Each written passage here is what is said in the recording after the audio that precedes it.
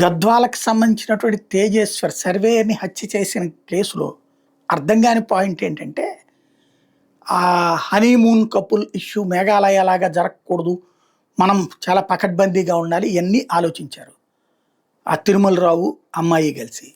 అంతా బానే ఉంది. అర్థం కాని విషయం ఏంటంటే, అతని పెళ్లి చేసుకున్నాక చంపడం ఎందుకు? పెళ్లి చేసుకోకుండానే వీళ్ళిద్దరు లేచిపోవచ్చుగా.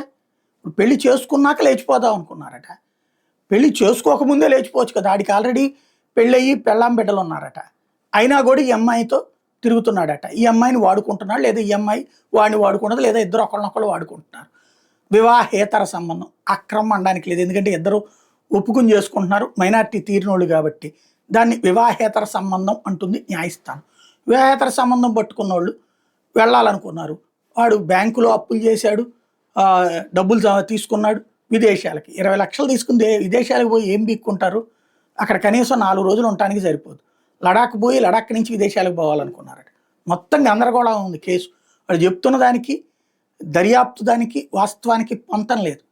మేబీ బ్యాంకులో బాగా మోసాలు చేసి కనీసం ఒక 5-10 కోట్ల రూపాయలు అవతలకి మళ్ళించేసుకున్నా ఉండాలి విదేశాలకు పోవాలంటే. లేకపోతే ఏం బతుకుతారు?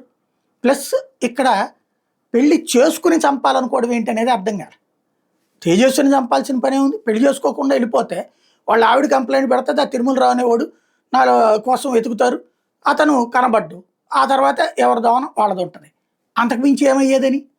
కాబట్టి ఇక్కడ అందులో ఎట్లాగూ వాళ్ళ ఆవిడ కంప్లైంట్ పెట్టా, ఇప్పుడైనా కేసే ఈ అమ్మాయితో లేచిపోయినా సరే. కాబట్టి కేసులో చాలా ఫ్లాస్ ఉన్నాయి. అసలు ఏంటి అన్నది స్పష్టత రావాల్సి ఉంది.